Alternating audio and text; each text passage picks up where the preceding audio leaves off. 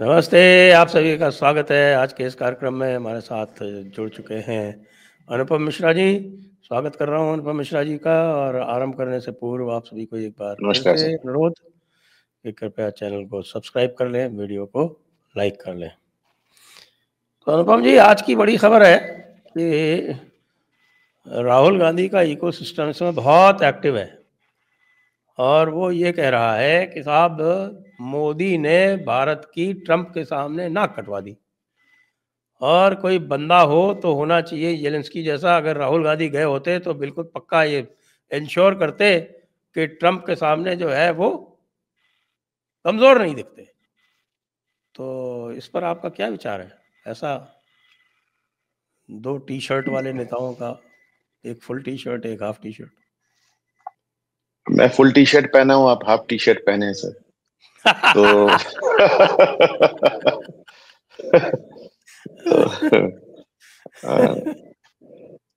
रही बात ये राहुल गांधी के आईटी सेल के मेंबर्स की, तो मैं उनसे सहमत हूँ। अगर इस मीटिंग में राहुल गांधी होते तो वो भी, उनके साथ भी कमोबेश वही सुलूक होता जो आज जेलेंस्की के साथ हुआ। जब ये युद्ध शुरू हुआ था, मैंने तभी लिखा था, और मैं पुराना अपना ट्वीट निकाल के दिखाऊंगा, कि भैया चढ़ जा बेटा सूली पे, भली करेंगे राम कह के यूरोप तुमको चढ़ा रहा है, उसके झांसे में नहीं आओ। मैं इनफैक्ट मैंने आज ये भी ट्वीट किया, मैंने कई बार इसको बीच में ट्वीट किया है, कि यूरोप और जो बाइडेन आखिरी यूक्रेनियन जब तक जिंदा है तब तक रशिया से लड़ेंगे।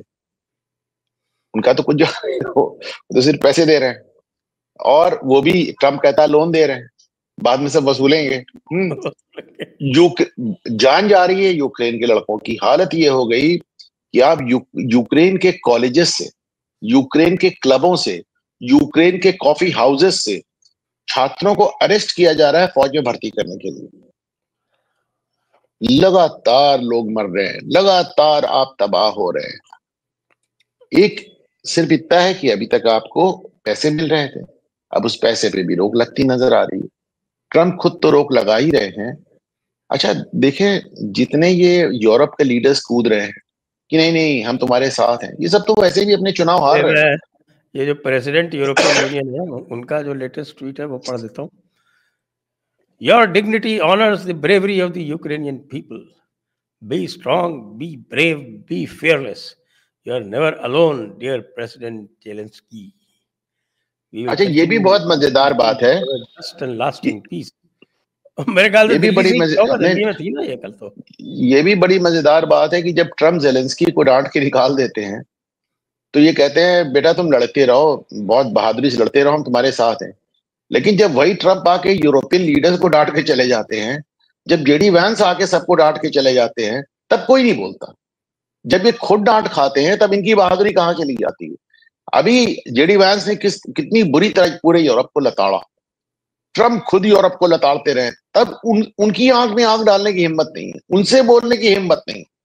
और जैसे मैं देखता था कि किसी जमाने में साहब ब्रिटेन के राजा रानियों का वो हुआ करता था राज्याभिषेक, तो पूरी दुनिया की जितनी उनकी कॉलोनीज होती थी, उसके राजा और उसके नेता सब जाके वहां पे अपना सजदा करते थे। उसी तरह जब से ट्रम्प राष्ट्रपति हुआ है, सब बारी बारी से वहां जा रहे हैं सजदा करने।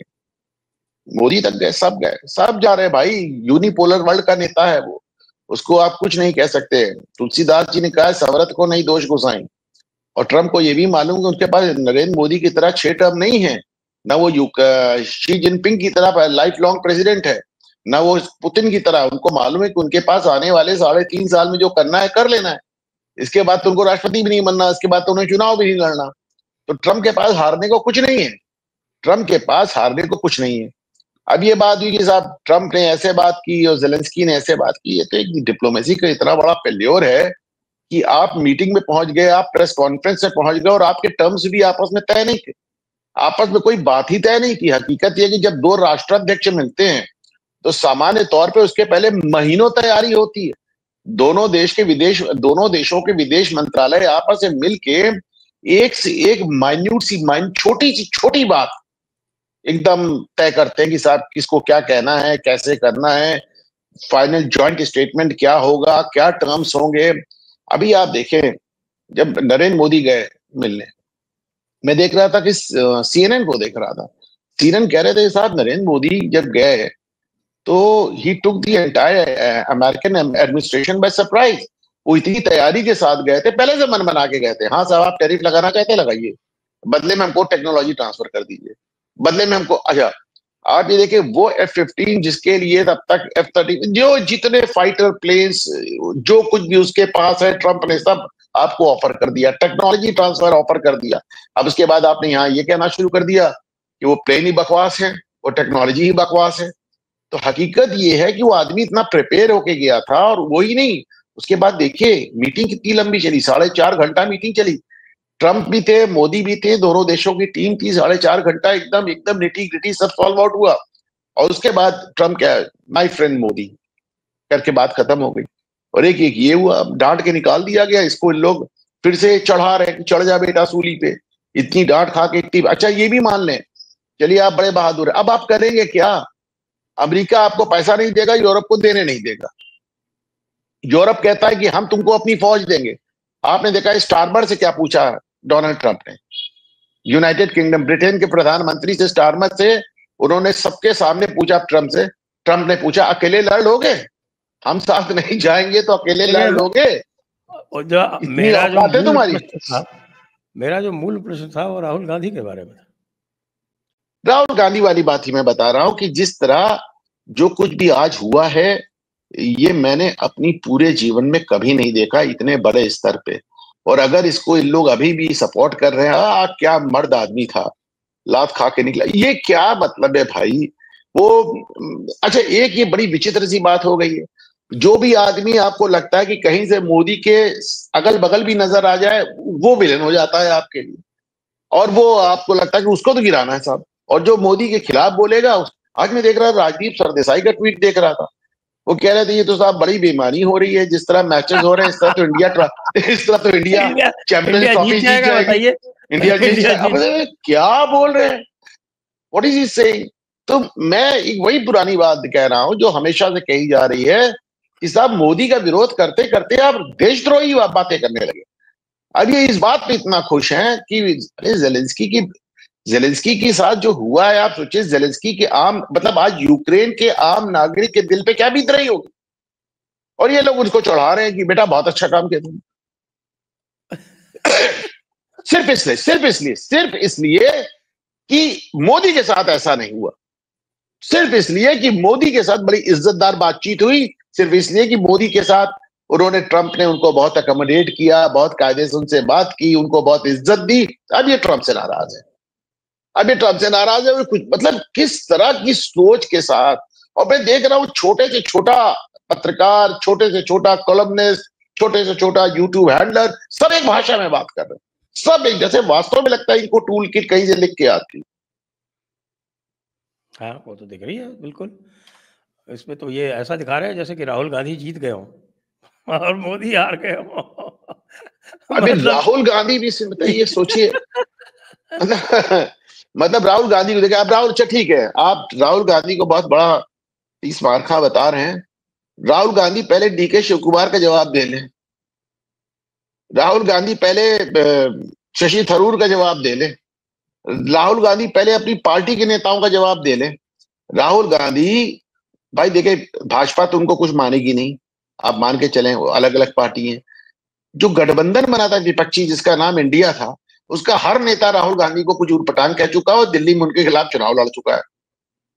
और अब पार्टी के अंदर उनको चुनौती आ रही है, यानी भाजपा से चुनौती आ रही है, उनकी अपने गठबंधन से चुनौती आ रही है, अपनी पार्टी के अंदर से चुनौती आ रही है, और माना जाता है कि परिवार के अंदर से भी आ रही है प्रियंका गांधी से। बिल्कुल सही है, मैं तो देख रहा हूँ, कोई कह रहा है कि राहुल गांधी 4000 किलोमीटर पैदल चलते हैं, हर मुद्दे पर संसद से लेकर सड़क तक लड़ते हैं, लेकिन गोदी मीडिया फिर भी कहती है विपक्ष कमजोर है। असल में मीडिया बिक चुकी है। नरेंद्र मोदी और बीजेपी के हाथों उनकी नौकरी सत्ता बचाने की है, सच दिखाने की नहीं है। राहुल गांधी कितना पैदल चलते हैं, राहुल गांधी तैरते भी हैं, दंड बैठक भी लगाते हैं, जूडो भी खेलते हैं। मीडिया भी बिक चुकी है, हम और आप भी बिक चुके हैं। बस एक बात का जवाब दे दें कि 3 बार से इस देश की जनता उनको 100 सीट भी देने के लिए तैयार क्यों नहीं? और सुनिए, राहुल गांधी फैन पेज है एक, वो कहता है कि president Zelensky, I am proud of you, you did best to save the trust and affection towards the people of Ukraine. I am Rahul Gandhi LOP from India, completely support you, all the best. ये fan page है। बिल्कुल बिल्कुल। देखिए, राहुल गांधी का नाराज इसलिए भी, देखिए राहुल गांधी ऐसा नहीं केवल मोदी की वजह से ट्रंप से नाराज होंगे। राहुल गांधी इसलिए भी नाराज हैं कि सैम पित्रोदा की फंडिंग बंद हो गई, राजीव गांधी फाउंडेशन की फंडिंग बंद हो गई, तो वहां पे साहब लात पीठ पे लात पड़ती, यहाँ तो पेट पे लात पड़ी यार, समझे साहब। अरे एक सिनेरियो सोचिए, एक लेट अस सिनेरियो प्ले होता है ना, तो उसमें सिनेरियो में कि मान लीजिए कि कल राहुल गांधी होते ट्रंप के सामने, तो क्या सिनेरियो बनता? कुछ नहीं बनता। आधी से ज्यादा बार तो उनको यही समझ में नहीं आता बात क्या हो रही है। ट्रम्प कुछ कहते हैं और वो यहाँ से वुमेन एम्पावरमेंट की बात कर रहे होते, तो कुल मिला तो राहुल गांधी साहब ये बढ़िया है साहब, वो अपनी, और जब ट्रम्प उनसे कहते हैं कि साहब टैरिफ के बारे में क्या करना है, तो वो जाति जनगणना की बात करने लगते हैं। तो राहुल गांधी के साथ झगड़ा संभव नहीं है। उनकी ट्रेजेक्ट्री अलग है, उनका प्लेन अलग है, उनकी बातें अलग है, उनका दिमाग अलग है। आइए, और थोड़ी सी जो बातें चल रही है, हम आपके यहाँ प्रयागराज में उत्तर प्रदेश में मामला बहुत हॉट हो रहा है, और ऐसा बताया जा रहा है कि कोई सर्वे अर्वे हुआ है जिसमें कि योगी जी अभूतपूर्व रूप से लोकप्रिय बताए गए हैं, और उसके बाद ये चर्चा मेरे को सुनने को मिली कि साहब सपा और बसपा में कोई समझौता हो सकता है 2027 के चुनाव के पूर्व। आपके पास क्या सूचना है, और यदि सूचना नहीं है तो क्या विश्लेषण है? देखिए, विधानसभा चुनाव को लेकर सपा बसपा में कभी समझौता नहीं हो सकता। शुरुआत में एक बार जो समझौता 91 में हुआ था, वो गेस्ट हाउस कार्ड उसकी परिणीत हुई थी, आप जानते हैं। उसके बाद इनका विधानसभा में कभी समझौता नहीं हो सकता। लोकसभा की बात अलग होती है। देखिए, विधानसभा में इसलिए नहीं हो सकता है, विधानसभा का चुनाव होता है मुख्यमंत्री के चुनाव के लिए।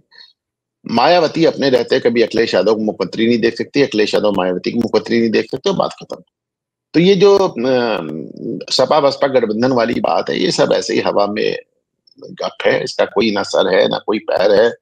और वैसे भी दोनों की जो पॉलिटिक्स चल रही है एकदम अलग अलग मोड़ पे चल रही है, अलग अलग तरह से चल रही है। और मेरा अपना मानना है कि जहां तक योगी की बात है, योगी की पॉपुलैरिटी में डेफिनेटली केवल उत्तर प्रदेश में नहीं पूरे देश में आपने देखा है कि उसमें राइज हुई। वो उनको उनको लोग पसंद कर रहे हैं।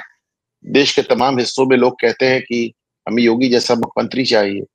और वो तमाम लोग जो कि भारतीय जनता पार्टी से भी कुछ नाराज नजर आते हैं, वो भी योगी से खुश नजर आते हैं। तो योगी का प्रोफाइल बढ़ा, इसमें संदेह की कोई गुंजाइश ही नहीं है। और जो कुंभ मेले पर इतना प्रहार हो रहा है, कुंभ मेला, भाई मेला तो अटल बिहारी के टाइम में भी हुआ था ना, पर तब तो मेले पे इतना प्रहार नहीं हुआ था। तब तो सनातन पे भी इतना प्रहार नहीं हुआ था। हकीकत ये है कि इस कुंभ के दौरान जो योगी का प्रोफाइल बढ़ा है, और योगी ने जो एक बात साबित करके दिखाई है कि भाई सनातन को, हिंदुओं को आप एक ही लाइन पे घेरते थे कि आपके अंदर जाति के आधार पे इतना विभाजन है कि आप एक साथ खड़े नहीं हो सकते। तो योगी ने उनको एक साथ खड़ा करके, एक साथ खिला के, पिला के, लिटा के और नहला के भी दिखा दिया। तो अब उसके बाद अब ये योगी पे जो प्रहार है वो हर तरफ से खुद भी खाना वाना खा लिया, और खुद भी खाना भी खा लिया, नहा भी लिया सबके साथ।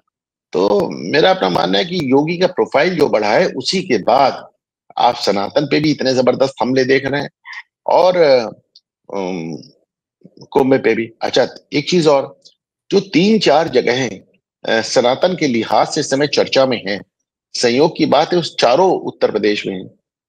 कुंभ उत्तर प्रदेश में हो रहा है, काशी उत्तर प्रदेश में है, अयोध्या उत्तर प्रदेश में, और संभल भी उत्तर प्रदेश में है, और मथुरा भी उत्तर प्रदेश में।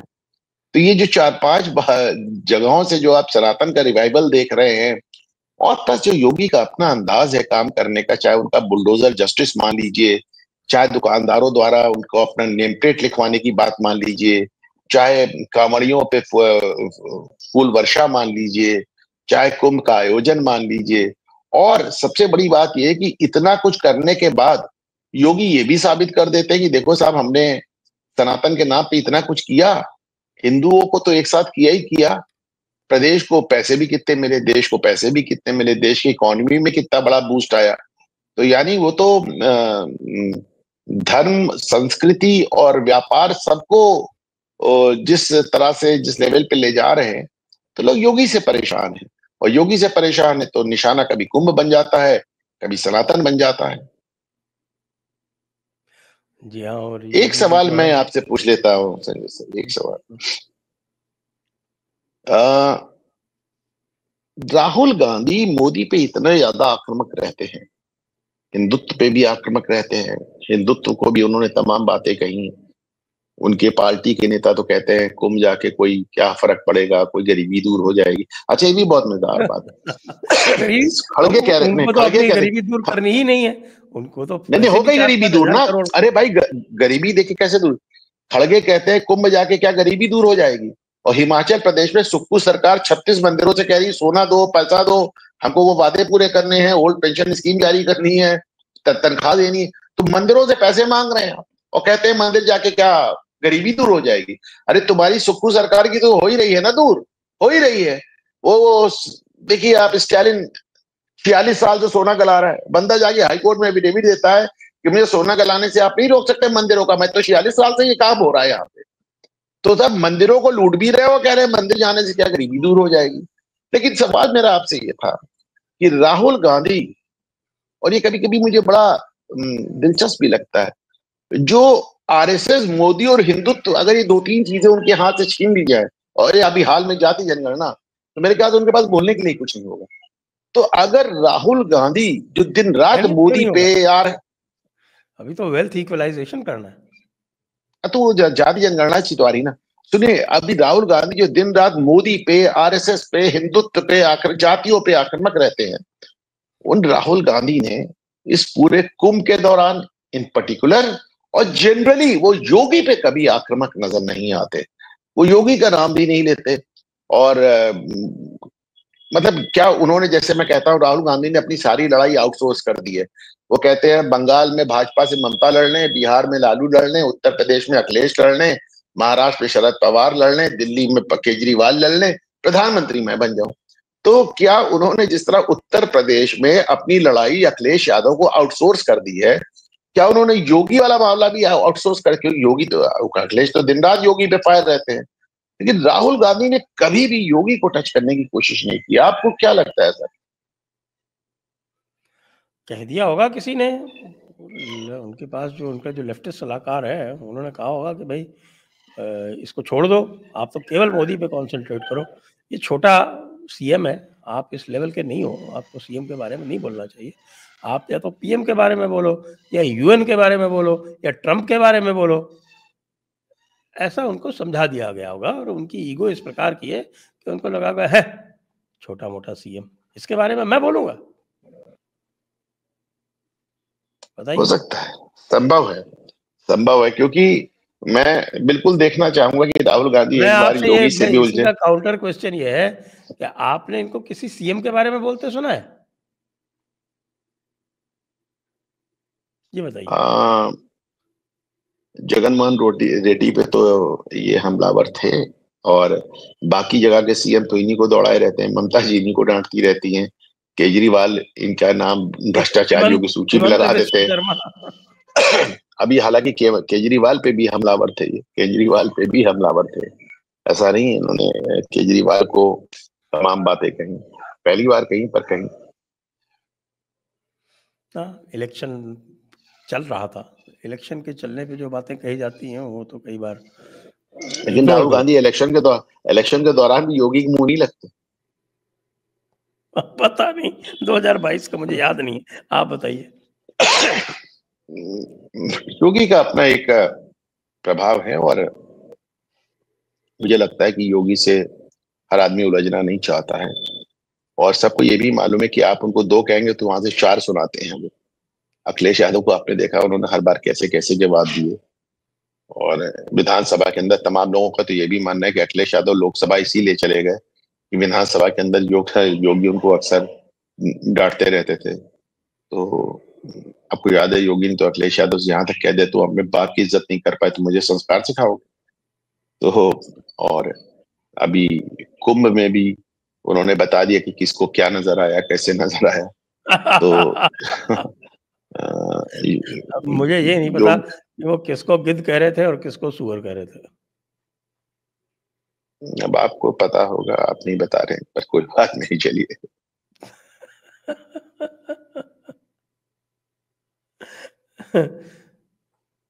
तो अजीत अंजुम भी कह रहे हैं, एक छोटे से देश का राष्ट्रपति सुपर पावर के सामने बिना डरे अपनी बात मजबूती से रखता हुआ, आहा, बस यही एक कल्पना है कि काश राहुल गांधी भी कभी ट्रंप के सामने बैठे हुए होते तो हम बताते कि देखो ये होता है हमारा नेता। वो नेता तो रहा दिखा नहीं, क्या किया जाए। इंटरनेशनल लेवल पे राहुल गांधी की हमारे पास किसी विश्व नेता के साथ एक ही बड़ी फोटो है, और वो है शी जिनपिंग के साथ बल्कि कांग्रेस का एमओयू साइन करते हुए। कांग्रेस पार्टी और चाइना के साथ जो एक एमओयू साइन हो रहा है, वही एक पिक्चर है। करेक्ट। वैसे एज लीडर ऑफ ऑपोजिशन ये विदेश दौरे पर जा सकते हैं, ऑफिशियल पार्लियामेंट से स्पॉन्सर होकर जा सकते हैं और उनसे बातचीत कर सकते हैं, तो क्यों नहीं नहीं कर करते? सकते, पर ये जाते हैं तो किन लोगों से मिलते हैं, देखे जाके ना, ये किन लोगों से मिलते हैं। या तो ये लोग मिलने की जहमत नहीं उठाते, या विश्व का कोई नेता राहुल गांधी से मिलने को तैयार नहीं। जिस आदमी ने आरटीआई में ये बताया है कि वो एक साल में 65 विदेशी दौरे करता है, एक साल में 65 विदेशी दौरे का मतलब है महीने में 5 दौरे, 5 दौरों से ज्यादा महीने में। उस आदमी से दुनिया में एक भी विश्व नेता मिलने से अगर तैयार नहीं, तो मैं क्या कर सकता हूँ भाई। जाते तो हर देश है, हर देश में जाके कभी इस स्कूल में, कभी उस कॉलेज में, कभी इस कैंटीन में, कभी उस कॉफी हाउस में मीटिंग करते रहते हैं, और भारत विरोधी ताकतों को एक करते रहते हैं, लेकिन विश्व का एक भी नेता उनसे मिलने को तैयार तो नजर नहीं आता। और ये बात बहुत बड़ी है। वो तमाम लोग जो मोदी विरोधी हैं दुनिया में, उन्होंने भी राहुल गांधी से मिलने को सहमत नहीं जताई। कांग्रेस की क्या रणनीति है उत्तर प्रदेश में? कांग्रेस की कब से रणनीति होने लगी? वो भी यूपी में, कमाल की बात है सब। देखें, रणनीति कांग्रेस की हर जगह एक है, होनी चाहिए, है क्या नहीं है मैं इसका ठेका नहीं ले सकता, गारंटी नहीं ले सकता। रणनीति सिर्फ एक है कि जितने भी प्रादेशिक दल बने हैं, जितने भी क्षेत्रीय दल बने हैं, वो कांग्रेस का वोट बैंक खा के बने। वैसे अच्छा, उत्तर प्रदेश के लिहाज से देख लीजिए तो कांग्रेस के मोटे मोटे 3 वोट बैंक थे, ब्राह्मण जिनको भाजपा ले गई, दलित जिनको बसपा ले गई, और मुसलमान जिनको सपा ले गई। तो साहब, ब्राह्मण और दलित तो आपको वापस आता देखा नजर नहीं आ रहा है। एक मुसलमान वोट बैंक आपके साथ अभी भी, क्योंकि मुसलमान भी इस समय परेशान है, उसको वो वाहन नहीं मिल रहा है जिस वाहन से वो मोदी का 9/11 कर पाए। तो इसलिए और मोदी तीसरी बार प्रधानमंत्री बन गए। तो ऐसे में राहुल, आपने देखा बिहार में, उसमें बंगाल में देखा, बदरुद्दीन अजमल का मामला देखा, जो आदमी लगातार अपनी सीट जीत रहा था, उसको 10.5 लाख से मुसलमानों ने सिर्फ इसलिए हरा दिया कि उन्हें अब कांग्रेस चाहिए, क्योंकि उन्हें लगता है कांग्रेस एक लौती पार्टी जो मोदी को रोक सकती है। अब ऐसे में इनको, जिस तरह दिल्ली में इन्होंने एक स्टैंड लिया और बढ़ा, 2% वोट बैंक बढ़ा, 3% वोट बैंक बढ़ा, पर बढ़ा आपका। और बड़ी बात यह है कि इन्होंने दिखा दिया, हम जीत पाए ना पाए, हम तुमको हरा के दिखा देंगे, पहली बात। दूसरी बात, इनको जो सबसे बड़ी चीज है कि जब तक तुम खेल में नजर नहीं आओगे, तुम्हारा वोट बैंक तुमसे लौटेगा कैसे? तो उत्तर प्रदेश में इनके लिए ये भी दिक्कत है। अगर उत्तर प्रदेश में ये समाजवादी पार्टी के साथ लड़ते हैं तो इनकी कोई हैसियत नहीं बचती है, ये खड़े नहीं हो पाते हैं। समाजवादी पार्टी के खिलाफ लड़ते हैं तो फिर वो एकदम ही जीरो हो जाते हैं। और इसका कारण ये है, कांग्रेस में तमाम नेता इस बात का बयान दे चुके हैं कि आप जिला लेवल की जो कमेटियां हैं वो भी डिफंक्ट पड़ी। आप उन्हें देखिए, भारतीय जनता पार्टी के ऊपर एक बहुत बड़ा आरोप है, सही आरोप है, कि आप अभी तक अपना राष्ट्रीय अध्यक्ष नहीं बना पा रहे। इतनी बड़ी पार्टी होने का दावा करती है, आप अपना राष्ट्रीय अध्यक्ष नहीं चुन पा रहे। पर आप क्या, राष्ट्रीय अध्यक्ष तो तुरंत चुन लिया जाता है क्योंकि एक ही परिवार से आना है, लेकिन जिले लेवल की कमेटियां, प्रादेशिक कमेटियां सब खाली पड़ी हैं, डिफंक्ट पड़ी हैं। तो भाई, उत्तर प्रदेश मेहनत मांगता है। उत्तर प्रदेश में ये नहीं होगा ना कि आप यहां से जीत के चले गए और 2-3-4 महीने में यहाँ पिकनिक मनाने के लिए आए और उसके बाद फिर चले गए। भाई आप सोच कर देखें, रायबरेली से जीतने के बाद राहुल गांधी इस 5 साल में 3 दिन 4 दिन भी रायबरेली नहीं रहे। तो भाई आपको आना पड़ेगा, यहाँ कैंप करना पड़ेगा। पिछली बार प्रियंका आई थी, लड़की हूं लड़ सकती का नारा दिया, लेकिन उनका भी क्या है, चुनाव डिक्लेयर होने पे आदमी आता है और आखिरी वोट पड़ने के बाद भाग जाता है, फिर लौट के नहीं आता। तो अच्छा, आपको प्रियंका उत्तर तो प्रदेश में संगम में स्नान कर चुकी हैं, इस बार क्यों नहीं आई? अब संगम में स्नान तो जवाहरलाल नेहरू भी कर चुके हैं, इस बार नहीं है। मैंने आपसे बोला ना, मेरा बोला कि इस बार 2022 में जब इंचार्ज थी, तब यहाँ पर आई थी, यहाँ पर वो बोट्स वगैरह का मेला भी लगवाया था, कुछ किया था, मुझे ध्यान आ रहा है।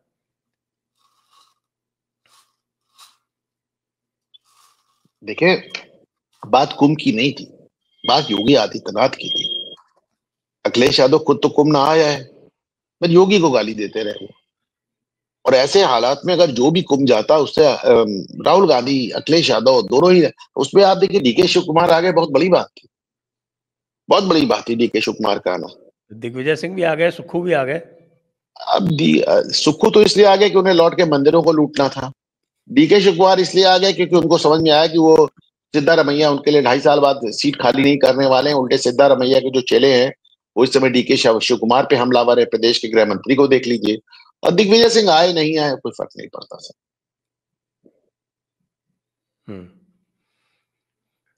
मेरा तो सिर्फ ये था कि भाई प्रियंका जी अपनी भक्ति प्रयागराज से ही उन्होंने आरंभ की थी, उन्होंने अपनी यात्रा प्रयागराज से आरंभ की थी, जहाँ तक मुझे याद पड़ता है। और नर्मदा यात्रा की थी उन्होंने, बोट वोट लेके चली थी, और बोट वोट लेके, और उसके बाद फिर यहाँ से वाराणसी गई थी। 2022 की बात कर रहा हूँ मैं।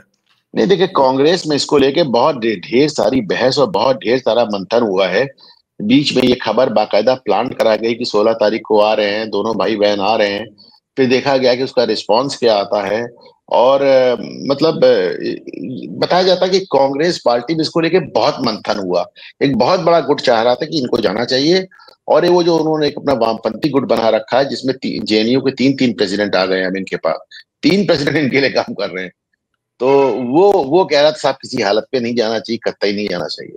तो एक फाइनली आजकल इन लोग वो जेएनयू प्रेसिडेंट्स की बातें ज्यादा इन लोगों को समझ में आती हैं।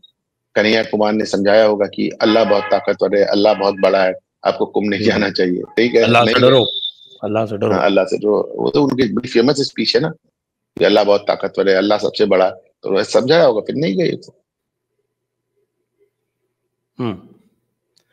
तो आपके कहने का अर्थ ये है कि कांग्रेस जो है वो उत्तर प्रदेश में मैटर नहीं करती, मत भ्रम का शिकार है। नंबर एक, किसी एक बात पे फैसला नहीं ले पाते हैं। अब आप देखिए दिल्ली में उनको केजरीवाल से अलग चुनाव लड़ना है, ये फैसला करते करते उन्हें कितनी देर हो गई, कितनी ज्यादा देर हो गई। उसमें भी आधे अधूरे मन से आए। राहुल गांधी की आज सारी मीटिंग कैंसिल हो गई, 1-2 को छोड़कर। सोनिया गांधी केजरीवाल के फेवर में तो उतर सकती है मंच पे दिल्ली में, केजरीवाल के खिलाफ नहीं उतरी। प्रियंका गांधी ने सिर्फ एक गेस्ट अपीयरेंस कैमियो देके चली गई। तो भाई दो चीजें, एक तो आप अपना अपना क्लियर लाइन ऑफ एक्शन, अपना मतिभ्रम दूर कीजिए। और दूसरी बार आपको उत्तर प्रदेश में आपको काम करना पड़ेगा, आपको उत्तर प्रदेश में रहना पड़ेगा। जब से आप रायबरेली में चुनाव जी 4 रिजल्ट आया था, 2 विजिट इनकी लगी है, एक रात नहीं रुकते वहां पे, याद रखिए, एक रात नहीं रुकते। सुबह गए और शाम को वापस। तो ऐसे कैसे होगा? भाई अब क्या करें साहब, राज परिवार है, राज परिवार के लोग ऐसे ही होते हैं। राज तो परिवार, रजवाड़ा बचा नहीं ना, राज परिवार को दिक्कत है कि रजवाड़ा बचा नहीं। उनका जो एंटाइटलमेंट है वो येलेंस्की लेवल का ही है। लोग इससे कंपैरिजन भी कर रहे हैं कि साहब ये एंटाइटल्ड हैं वो। उनकी किताब एक, सोनिया गांधी की, मैंने कहीं अभी चर्चा हो रही थी, मैंने ही जिक्र किया था कि साहब एक रेड साड़ी, दी रेड साड़ी, एक किताब आई थी किसी इटालियन ने, किसी स्पेनिश ऑथर ने लिखी थी। पर उसको वो यहाँ तो पे बैन शायद अब कर मिलती नहीं, सर्कुलेशन में नहीं है। दिया। आसानी से मिलेगी, जाइए किंडल पे खरीद लीजिए, मैंने खरीद रखी। उसको इन्होंने इनफॉर्मली बैन किया था, मतलब फॉर्मली बैन नहीं किया था, मतलब ऐसा इंतजाम कर दिया था कि यहाँ उपलब्ध ना हो, लेकिन ऑनलाइन तो उपलब्ध है। तो मैंने ऑनलाइन उसको खरीद लिया था किंडल पे, और मैंने उसको पढ़ा। मैंने कहा ऐसी क्या बात है भाई? तो पता चला कि वो तो एक हेजियोग्राफी है, उनकी तो तारीफ ही तारीफ है उसके अंदर। लेकिन बस एक प्रॉब्लम है, उस तारीफ के साथ साथ जो उनकी उनके परिवार के जो रहस्य हैं कि उनके पिताजी कौन थे, उनकी माताजी क्या करती थी, ये वहाँ से इंग्लैंड क्या करने गई थी, ये सारे जो रहस्य हैं ये उसमें दिए हुए हैं। और उसके बाद ये भी जो इनका एंटाइटलमेंट है उसको भी एक्सप्लेन किया गया। तो ये बताया गया है कि भाई इनको तो रहना ही पड़ेगा, इनको तो शासन में रहना ही पड़ेगा, नहीं रहेंगे तो बड़ी दिक्कत आ जाएगी। फिर लोग जो है इनको परेशान करेंगे, जो विपक्ष है वो इनको परेशान करेगा, इसलिए इनको सत्ता वंशानुगत चाहिए। तो मैंने ये सब तब मेरे समझ में आया कि भाई ये जो है वो सोनिया गांधी का जो माइंडसेट है वो डिस्क्राइब कर रहा है बंदा। ये कह रहा है कि भाई ये एंटाइटलमेंट इनका इनहेरिटेड है, इनहेरिटेड एंटाइटलमेंट है। तो इसलिए जो एंटाइटल्ड होता है वो ये छोटी-मोटी चीजें थोड़ी देखता है।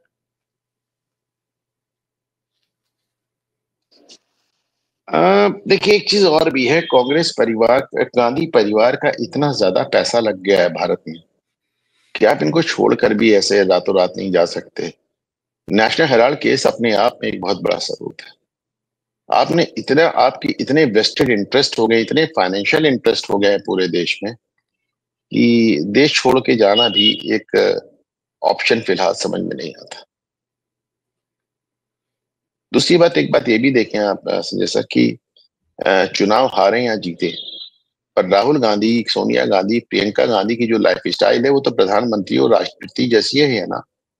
एकदम प्राइवेट प्लेन से चलते हैं, काफले से निकलते हैं, हर जगह कुछ लोग उनको हाथ हिलाने वाले भी मिल जाते हैं, हाथ मिलाने वाले भी मिल जाते हैं, सेल्फी लेने वाले भी मिल जाते हैं। तो भले वो अच्छा बढ़िया है ना, उनको कोई फैसला भी नहीं करना, देश की कोई जिम्मेदारी भी नहीं उठानी, तो एकदम जैसे ब्रिटेन में राज परिवार है, करना कुछ नहीं है, सिर्फ घूम घूम के फोटो खिंचाना और लाइफ एंजॉय करनी, तो वैसे ही इनका जीवन चल रहा है। हावियर मोरो ये है उसके लेखक का नाम। तो हावियर मोरो से तो ऐसा लग रहा है कि स्पेनिश है बंदा, स्पेनिश बंदा है। उसने तो इनको गॉडेस दुर्गा से कंपेयर किया है। The goddess Durga rides on a tiger, act 1। Act 2, the exterminating angel. और act 3, solitude and power. Act 4, the hidden hand of destiny. ये है साहब द रेड साड़ी। जियोग्राफी है विदाउट एनी डाउट, लेकिन इनको वो भी पसंद नहीं आई। नहीं, आपने बताया ना, जियोग्राफी इसलिए पसंद नहीं है कि उन्हें तारीख वो नहीं चाहिए ना जिसमें उनके पारिवारिक डिटेल्स एकदम डिटेल में दिए। सोनिया गांधी ने तो, आपको याद होगा कि उन्होंने अपने आप को हार्वर्ड का ग्रेजुएट डिक्लेयर कर दिया था, जिसको सुब्रमण्यम स्वामी ने बाकायदा हार्वर्ड से चिट्ठी लाके बताया कि ये तो कभी हार्वर्ड झांकने भी नहीं गई। और उसके बाद इन्होंने सफाई ये दी कि वो टाइपिंग मिस्टेक थी, और सुब्रमण्यम स्वामी ने उस सफाई को भी गिनीज बुक में भेज दिया, इसे दुनिया की सबसे लंबी टाइपिंग मिस्टेक के रूप में दर्ज किया जाए।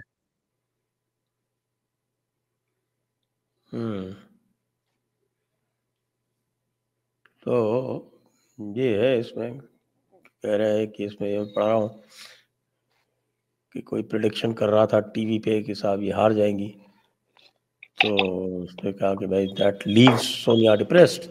She is not afraid of defeat, but she is afraid of being wiped off the board and left looking ridiculous. And left looking Ridiculous. ridiculous. मेरा अपना मानना है कि पास राजनीतिक सत्ता की ही बात नहीं है, इनके अपने बहुत ढेर सारे फाइनेंशियल इंटरेस्ट भी इस देश में पैदा हो गए, तो उसको जिंदा रखने के लिए। अच्छा, कांग्रेस के साथ भी एक दिक्कत है कि उनके पास कोई और विकल्प भी नजर नहीं आ रहा है गांधी परिवार के अलावा, कोई ऐसा नेता खड़ा भी नहीं हो पा रहा। अब शशि थरूर ने खड़े होने की कोशिश की, तो आपको याद होगा जब शशि थरूर राष्ट्रपति का पार्टी के प्रेसिडेंट पद का चुनाव लड़ रहे थे, तो बाकायदा कार्यकर्ताओं को कहा गया था कि जो शशि थरूर के आसपास भी नजर आया उसके साथ बहुत बुरा व्यवहार किया जाएगा। तो आप देखिए, कहने को आपने एक फेयर इलेक्शन करा दिया, लेकिन आपने शशि थरूर को एकदम राउट कर दिया, खत्म कर दिया। आज वो आदमी कह भी रहा है कि मेरा दम घुट रहा है। तो जैसे मैं, जब शशि थरूर कह रहे थे कि मुझे बता दिया जाए मेरा कांग्रेस में रोल क्या है, मैं अपने चैनल पे यही कह रहा था कि शशि थरूर पहले ये बता दे कि गांधी परिवार को छोड़ के किसी का भी कांग्रेस में रोल किया है, सिवाय हाँ वाह वाह करने और ताली बजाने के अलावा किसी का भी रोल किया है। अब देखिए मल्लिकार्जुन खड़गे हैं, वो सोनिया गांधी की शादी के पहले विधायक हो गए थे। वो सोनिया गांधी की राजनीति में आने के पहले सारे पदों पर रह चुके हैं, और बीच पार्लियामेंट में खड़े हो कहते हैं कि मैं आज जिस भी लायक हूँ सोनिया अम्मा की बदौलत। लो, कब बात का था। तो आप बताएं कांग्रेस में किसी का भी रोल क्या है? शशि थरूर सिर्फ अपना रोल क्यों पूछ रहे हैं? मुझे कांग्रेस में एक नेता का रोल बताया जाए जिसका कोई भी भूमिका है सिवाय गांधी परिवार। अभी मैं देख रहा था कि जितना चंदा इनको मिला है गांधी परिवार को, उसमें से आधा चंदा राहुल गांधी की 2 यात्राओं, राहुल गांधी के हवाई जहाज और राहुल गांधी के हेलीकॉप्टर, राहुल गांधी के विज्ञापनों पे खर्च हो गया, सिर्फ इमेज बिल्डिंग में। मैंने तो सुना है कि इनके जो सेक्रेटरीज और जनरल सेक्रेटरीज हैं उनकी हवाई यात्राओं के लिए भी खर्चा नहीं है इनके पास। किसी के पास नहीं है, कोई पैसा नहीं है। जो पैसा खर्च होता है सिर्फ उसने राहुल गांधी पे, सोनिया गांधी पे, प्रियंका गांधी पे खर्च होता है, और किसी की औकात भी नहीं है कि वो अपने ट्रेन का किराया भी मांग ले। तो मतलब प्योर सेवा। प्योर सेवा। सीताराम केसरी जी से मेरी मुलाकात हुई थी एक बार, उस जमाने में प्रयागराज बहुत आते थे। तो कहते थे कि जब मैं उम्मीदवारों को चुनाव लड़ने के लिए उस जमाने में कांग्रेस पार्टी पैसा दिया करती थी, तो कहते थे कि जैसे किसी को 1 लाख अब नहीं देना है देती तो क्या? कहते थे मैं, अब तो पता नहीं है, अब कहाँ उनके पास पैसे देने को। सुनिए, तो कहते थे कि मैं ऐसे ऐसा मेरे अपने हाथ से नाप रखा था, ऐसे करके पैसे देता था कि तुम्हारे 1 लाख।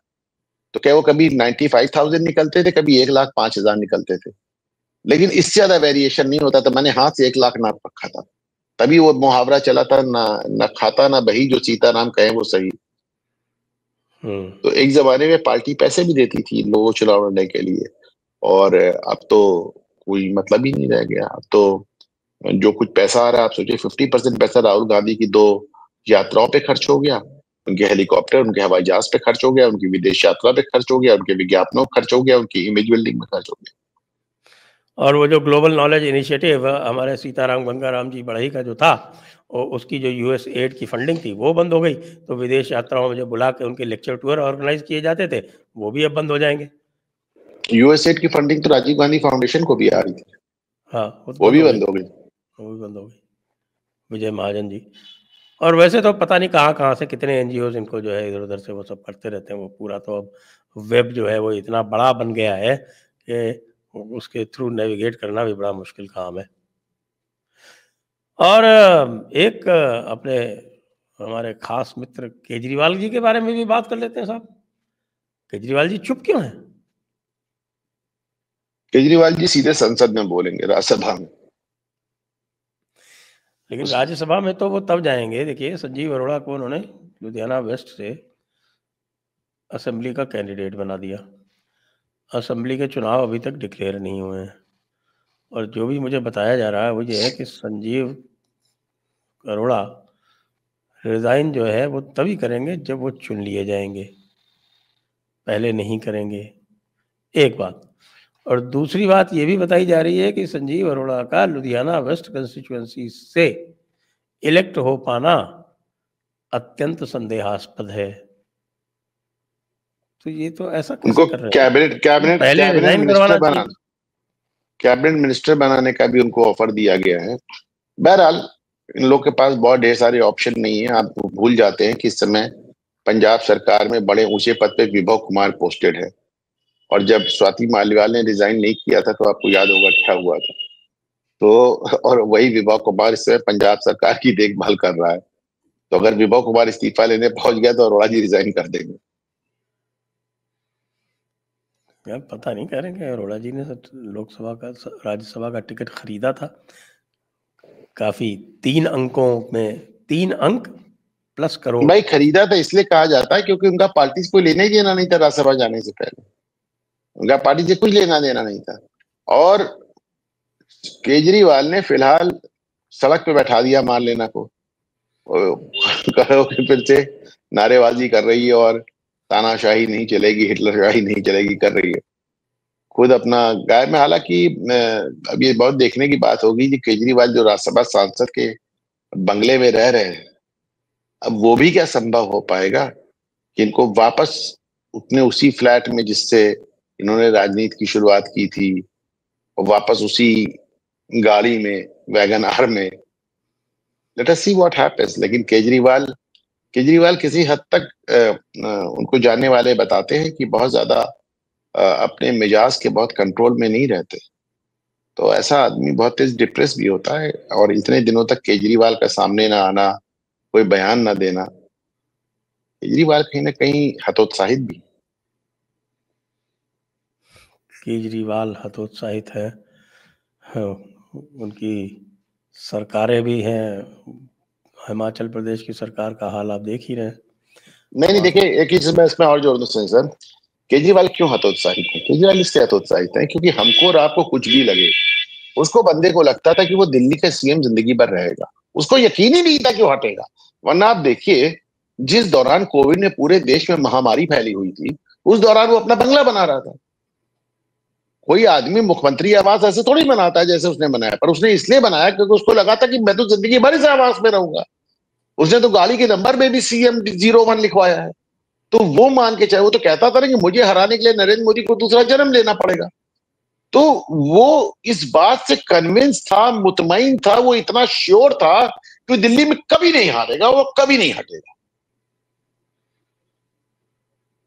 और ऐसे में उसकी जो हार हुई है, उतनी ह्यूमिलेटिंग हार, और ऐसी हार की हार तो ह्यूमिलेटिंग हुई, वो खुद अपना पद, अपना विधायकी गंवा बैठा। तो मैं समझता हूँ किसी भी आदमी को डिप्रेस कर देने के लिए पर्याप्त है। और उसकी हार के बाद आपने देखा कि आतिशी की मार्लेना का डांस करने का वीडियो भी आया केजरीवाल की हार के बाद। आतिशी उसी दिन समझ गई थी कि अब नेता सदन वही होंगी।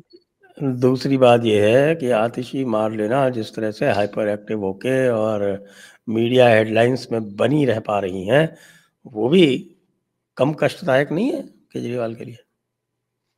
हाँ, लेकिन केजरीवाल के साथ दिक्कत ये है ना कि वो अब जब आतिशी को उन्होंने पार्टी का लीडर बना दिया, पार्टी के विधायकों को सड़क पे बैठा दिया नारेबाजी करने के लिए, अब केजरीवाल सामने आए भी तो किस किस रूप में आए, क्या बात कहने आए, किस अधिकार से, किस पद से, किस लोकस से आए?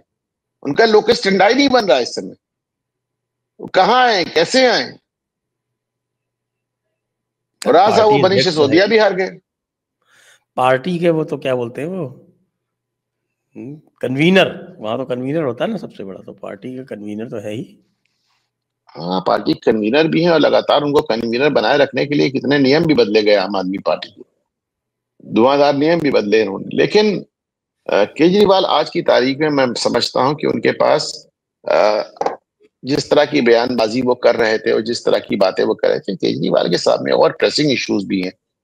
इतने इतने मुकदमे चल रहे हैं, उनको अभिषेक मनु सिंघवी जैसे लोग आपको लगता है फ्री में खड़े होंगे उनके लिए?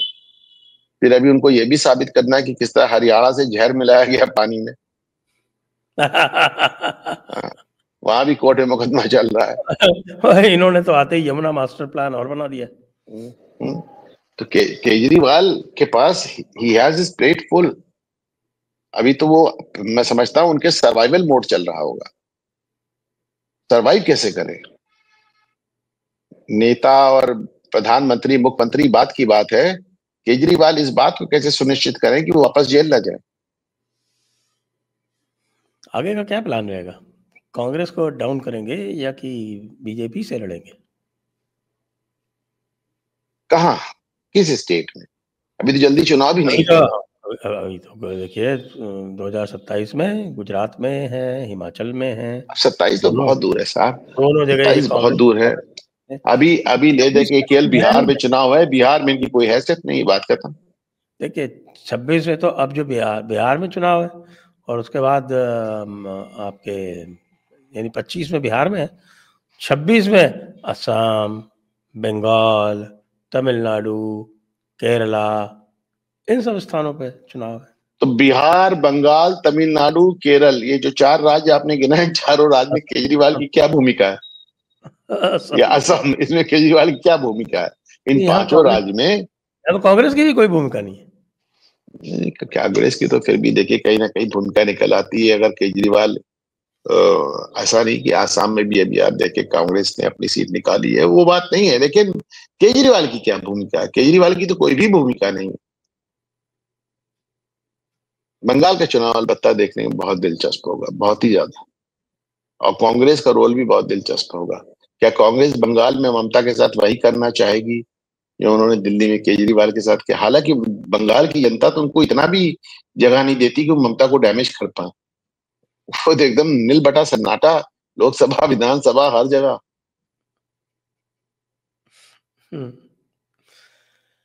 चलिए, तो अब चर्चा को विराम देते हैं यहीं पर। सभी दर्शकों को बहुत बहुत धन्यवाद। अनुपम जी को बहुत बहुत धन्यवाद। जय हिंद, जय भारत, वंदे मातरम। वंदे मातरम।